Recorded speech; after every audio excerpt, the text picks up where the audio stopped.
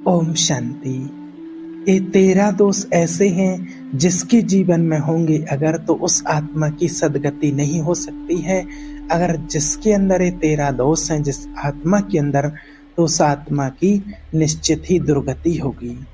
परमात्मा शिव आए हैं हम आत्माओं की सदगति करने, तो हमें दुर्गति में नहीं सदगति में जाना है। इसलिए हमें अपने अंदर चेक करना है। अगर ये दोष हैं तो हमें इनको निकालना है। परमात्मा आए ही हैं हम आत्माओं को संपूर्ण बनाने, निर्दोष बनाने। आत्मा के अंदर कोई भी पाप कर्म ना हो, ऐसा कोई भी दोष ना हो जो उसको आगे बढ़ने में बाधक हो। और जिसके जीवन में ये 13 दोष होंगे उसके जीवन में कभी सुख, शांति, ऐश्वर्य, आराम नहीं होगा और उस आत्मा की दुर्गति निश्चित हो जाएगी। तो आज आपको इसको सुनना है और चेक करना है, और अगर आपके अंदर ये है तो उसको आपको आज से ही निकालने की कोशिश करनी है। जो पुण्य आत्मा बनने चाहते हैं, जो शिव बाबा की श्रीमत अनुसार चलना चाहते हैं, और बाबा जो सतयुग की राजधानी के लायक बनाने के लिए आया है, अगर उस मार्ग पर चलना है, उस राज्य में जाना है जो शिव बाबा स्थापन करने के लिए आया है, तो ये दोष हमारे अंदर नहीं होने चाहिए। और अगर ये दोष किसी भी आत्मा के अंदर हैं तो हमारे पुण्य कर्मों को भी नष्ट कर देते हैं। आप दुख चिंता से ग्रसित होकर और बड़ा दुखमय जीवन व्यतीत करेंगे और दुर्गति हो जाएगी, गति बिगड़ जाएगी। तो आज आप इसको नोट कर लीजिए अपनी डायरी में, और बार बार सुनकर आप इन दोषों से बचने की कोशिश कीजिए। सबसे पहला, अपनी बड़ाई, अपनी प्रशंसा कभी अपने मुख से नहीं करना है, नहीं तो आपकी बुद्धि गिर जाएगी। अगर आप ईश्वरीय मार्ग में चलते हैं तो जब बुद्धि गिरी हुई हो जाती है तभी व्यक्ति अपने मुख से अपनी बड़ाई करने लगता है, और ये दोष बहुत आयत है, ये बहुत प्रभावशाली है। अपनी बड़ाई मारना आजकल ये हर किसी की आदत हो गई है। याद रखना, अपनी मुख से कभी अपनी बड़ाई नहीं करना, और अगर कोई ऐसा करता भी है तो उसके सुकृत नष्ट हो जाते हैं और बुद्धि एकदम पतित हो जाती है, फिर निर्णय ठीक नहीं होता है। हम जो बुद्धि से निर्णय लेना चाहते हैं वो फिर निर्णय नहीं कर पाते हैं। अगर हमारा सारथी, हमारा ड्राइवर मूढ़मती हो तो कहीं भी हमको गिरा देगा, एक्सीडेंट कर देगा। तो नहीं कि फिर बुद्धि वो भ्रष्ट सी हो जाती है, गिर जाती है, निर्णय करने के लायक नहीं रहती है। अपनी प्रशंसा अपने मुख से करना, जो शिव बाबा ने हम बच्चों को बताया है कि हमारी जो बुद्धि है उसमें निर्णय शक्ति पावरफुल होना चाहिए, और ऐसा करने से फिर हमारी बुद्धि में वो पावर नहीं रहती है। दूसरा, लोलुपता, ये वृत्ति नहीं होनी चाहिए। हम ईमानदारी से चलेंगे, सदमार्ग पर चलेंगे, और धर्म के सदमार्ग पर चलते हुए जो हमें प्राप्त होगा उसी से हम अपना पालन पोषण करेंगे, परिवार चलाएंगे। आपके बच्चे स्वस्थ होंगे, बुद्धिमान होंगे, परिवार में बहुत सुख और शांति होगी। भले दीपक की तरह जलो, कम जलो, रोशनी कम हो, लेकिन बहुत काल तक चलोगे, बहुत काल तक चलोगे, आगे बढ़ते जाओगे, लक्ष्मी की भी कमी नहीं होगी, आपके घर में बहुत काल रहेगी। ये नहीं कहते कि बहुत रहेगी, लेकिन नहीं, जितनी भी है उतने में ही संतुष्ट रहोगे और बहुत अच्छे से चलोगे। भले कम है तो भी संतुष्ट रहोगे। लोलुपता करोगे यानी कि हिंसा, कपट, छल, चोरी, अगर ऐसे धन आ जाए, इस प्रकार से धन आ जाए तो धन तो आएगा, लेकिन वो आएगा जैसे हैलोजन होता है, हैलोजन की तरह एकदम प्रकाश करता है। हैलोजन बहुत प्रकाश करता है और फिर फ्यूज हो जाता है, बिल्कुल अंधकार करके चला जाता है। तो ऐसे ही धन भी आएगा और बिल्कुल अंधकार करके चले जाएगा। जो सुख के हित हैं, जो शरीर, परिवार, बच्चे, पत्नी, उसको देख करके रात दिन जलोगे बिना आग के, ऐसे उनके आचरण हो जाएंगे, ऐसे उनके दिमाग हो जाएंगे, ऐसा उनका व्यवहार हो जाएगा। ये लोलुपता है। अगर किसी भी आत्मा के अंदर ये भाव है तो उसको नष्ट कर देना है। तीसरा, यदि आपका कहीं अपमान भी हो जाता है तो उसको आपको सहन करना है। इससे आपको जीवन में बहुत लाभ मिलेगा। और जो तनक भी अपमान होने पर बहुत क्रोध करते हैं, बहुत क्रोध में आ जाते हैं, दूसरे का अपकार करने लगते हैं, ये आपके जीवन में आपका पतन करा देगा और आपको फंसा देगा। आपका हृदय जलेगा, अर्थव्यवस्था आपकी नष्ट होगी और परिवार भी आपका दुखी होगा।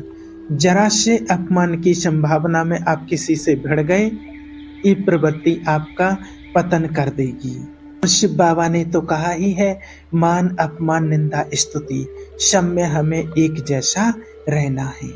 और अपमान होने पर क्रोध आता है। क्रोध में आकर अगर कुछ और बात बढ़ जाती है, लड़ाई झगड़े बढ़ जाते, फिर केस होगा, क्या क्या होता है वो सब जानते हैं। अर्थ धन सब हानि होती है।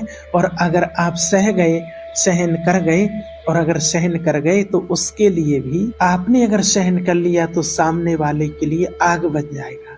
किसने सहन कर कैसे लिया है, इतना कैसे सहन कर लिया है। तो हमें दंड देने की जरूरत नहीं है, उसका कर्म ही उसको दंड दे देगा। जो देता है वो उसके पास लौट करके जरूर आता है। आपको शांत रहना है। चौथा, निरंतर क्रोध और उसका चिंतन। अगर बैठे बैठे हम क्रोध का चिंतन करते रहते हैं, क्रोध का चिंतन और दोषियों का चिंतन हो रहा है, दोष भरी बातें हो रही हैं, दोष भरी क्रियाएं हो रही हैं, उन्हीं का चिंतन करके जलते रहना है क्रोध से। तो शिव बाबा ने तो पहले ही हमें क्रोध से कितने नुकसान होते हैं वो सब कुछ स्पष्ट बताया ही है। तो क्रोध का त्याग करना है, अंदर से प्रायश्चित करना है। और व्यवहार में भी क्रोध को आप जीतना सीखें, पीना सीखें। अगर बार बार आपका क्रोध प्रकट होता रहेगा तो आपका स्वभाव बिगड़ता जाएगा, आपके पुण्य कर्म नष्ट होते जाएंगे और जीवन भी हमारा नष्ट होने लगता है। और क्रोध के कारण जीवन में कितने विध्वंस आते हैं, कितने विध्वंस आ जाते हैं। देखिए, आप किसी से भी क्रोध करके देखिए, पर आपके अंदर भी कितनी उथल पुथल मचती है। ना आपको ईश्वर के ज्ञान में, योग में, ध्यान में, किसी भी चीज में आपका मन नहीं लगता है। अंदर अंदर जलते रहते हैं, आनंद वृत्ति तो आपकी रह ही नहीं सकती है और बैठे बैठे जलते रहते हैं। ये क्रोध बिल्कुल भी हमें नहीं करना है। और आश्रित जनों की रक्षा ना करना। अगर कोई मदद के लिए आपके पास भाग करके आता है, कोई पशु पक्षी किसी भी प्रकार से, या कोई मनुष्य, अगर आप उसकी मदद कर सकते हैं, आप समर्थ हैं, रक्षा कर सकते हैं, तो उसकी रक्षा जरूर कीजिए, उसकी मदद कीजिए। अगर कोई पशु पक्षी आपके पास आपसे मदद मांगने के लिए आते हैं तो जरूर उसकी मदद कीजिए। अगर आप उसको मार देते हैं, वो आपके पास मदद के लिए आया है, या मरवा देते हैं, तो इससे भी हमारे सुकृत नष्ट हो जाते हैं, पुण्य कर्म नष्ट हो जाते हैं। ये दुर्गति का कारण बन जाता है। और जो पाप कर्म उत्साहित होकर के करते हैं, इसमें हर एक को सावधान रहना चाहिए।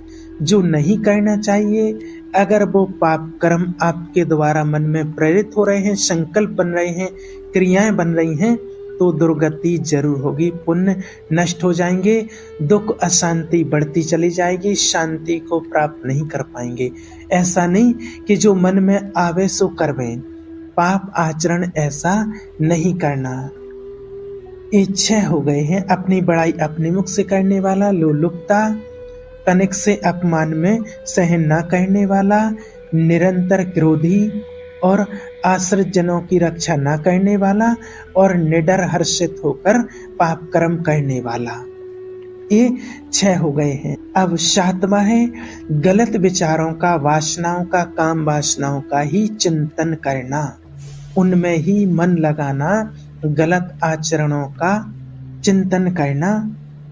पर स्त्रियों में काम वासनाओं का चिंतन करना, भोगों का चिंतन करना, रात दिन बैठे बैठे गंदी बातों का चिंतन करते रहना, गंदी बातें देखना, गंदी बातें सुनना, गंदी बातों का चिंतन करना, फिर और किसी के प्रति गलत दृष्टि से देखना, किसी माता बहन को गलत दृष्टि से देखना, काम वासना की दृष्टि से देखना, भोग वृत्ति से देखना, तो उसकी दुर्गति निश्चित है।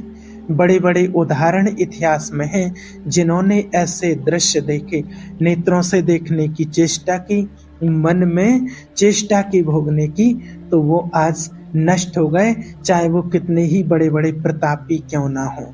दुर्योधन कोई साधारण थोड़ी थे, व्यास जी ही उनकी उत्पत्ति का कारण बने थे। अब देखो इतने महान पुलक्ष जी की उत्पत्ति का कारण जो रावण है, तो इनके कारण ही पुण्य कर्म नष्ट हो जाते हैं, जो ऐसे गंदे आचरणों का चिंतन करते रहते हैं। और गीता में तो स्पष्ट लिखा हुआ है, काम क्रोध लोभ मोह अहंकार यह नरक के द्वार। शिव बाबा ने भी हमें पांचों विकारों का त्याग करने के लिए सबसे पहले ही इसका ज्ञान दिया है, क्योंकि इससे व्यक्ति की दुर्गति ही होती है। इसलिए हमें इसका सबसे पहले त्याग करना ही है। हमें इन वासनाओं के चिंतन से बचना है। ये बहुत घातक है, बहुत बड़ा जहर है। अगर विकारों का चिंतन होने लगा तो अंदर ही अंदर जैसे कि जलते रहते हैं। ये अंदर की जो आग है ना, काम अग्नि, ये इतनी बढ़ती चली जाएगी कि मुझे क्या करना चाहिए, क्या नहीं करना चाहिए, व्यक्ति बिल्कुल अंधा हो जाता है, बुद्धि एकदम भ्रष्ट हो जाती है। इसलिए इसका चिंतन कभी भी नहीं करना है। ये जो राक्षस प्रवृत्तियां सुनने को मिलती है ना, कि ऐसा हुआ ऐसा हुआ, उन्होंने देखा सुना और चिंतन किए, अब इतनी राक्षस वृत्ति आ गई कि बस अब फिर इंसान और राक्षसों में कोई अंतर नहीं रहेगा। अब 8वां, विषमता रखने वाला।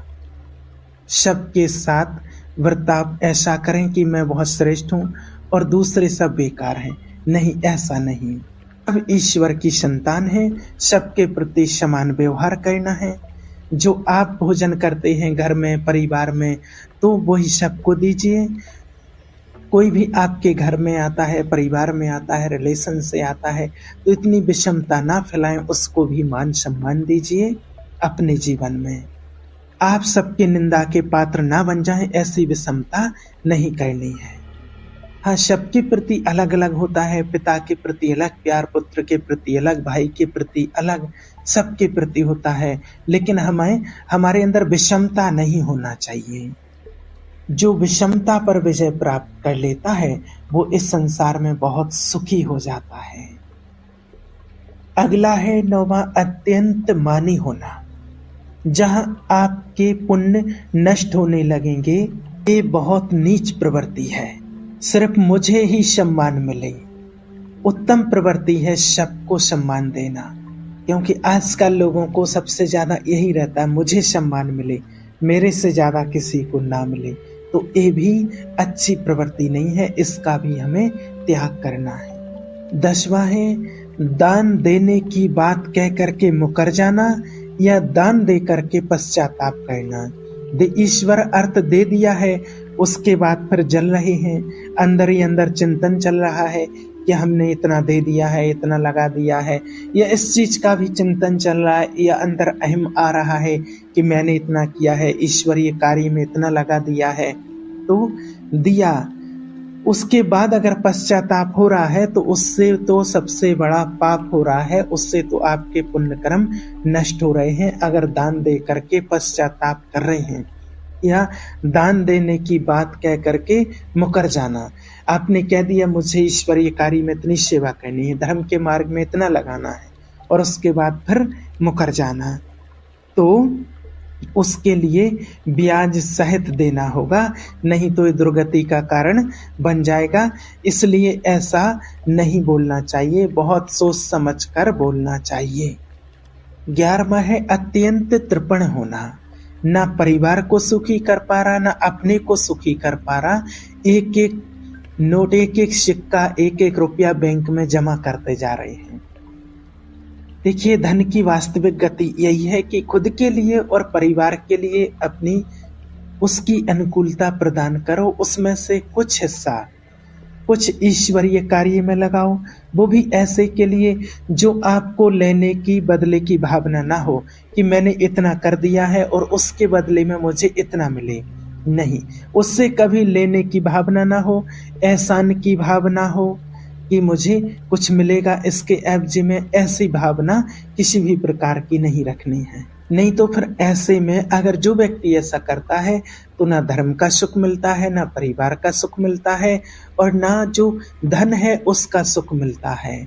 और बस ऐसे ही ऐसे चिंतन करते, संग्रह करते करते, उसी धन का चिंतन करते और शरीर छोड़ देना, तो चिंतन होना जो कृपणता है ना, और काम और अर्थ की चिंता, उसी का चिंतन, उसी की चर्चा, रुपया और भोग वासनाओं का चिंतन, उसी की चर्चा, जहां बैठे उसी की चर्चा हो रही, भोग की चर्चा हो रही है, धन की चर्चा हो रही है, एकांत में बैठे उसी का चिंतन चल रहा, कैसे रुपया बढ़े, कैसे पैसा बढ़े, कैसे वासनाओं में जाएं।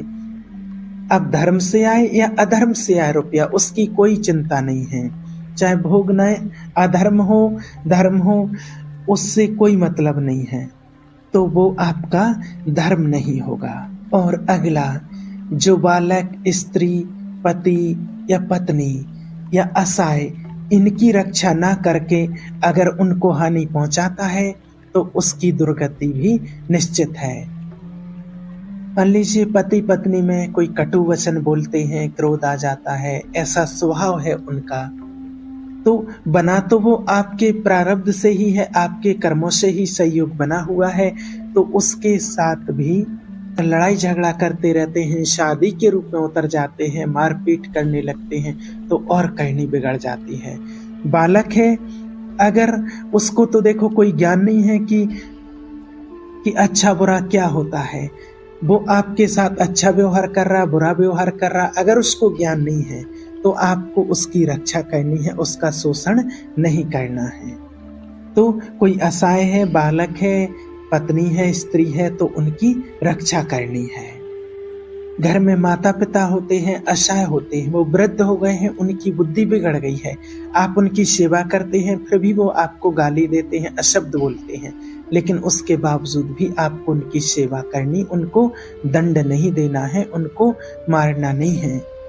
अगर आपने इन दोषों को स्वीकार किया तो निश्चित आपकी दुर्गति होगी, फिर आपको कहीं शांति नहीं मिल सकती है। इसलिए इन दोषों को बार बार सुन करके और ये अंदर चेक करके कि कहीं है तो नहीं, और अगर है तो उसको आज से ही बिल्कुल निकाल देना है, इन दोषों का त्याग करना है। हमें ईश्वर को याद करके, शिव बाबा से शक्ति लेकर के, और हमें इन दोषों को निकाल देना है, जो शिव बाबा ने पहले ही बताया है कि हमें काम, क्रोध, लोभ, मोह, अहंकार, इन 5 विकारों से ही ये दोष बने हुए हैं। ये थोड़ा बस विस्तार से बताए हैं, इसलिए इनको बिल्कुल त्याग देना है, इनका त्याग करना है। ओम शांति।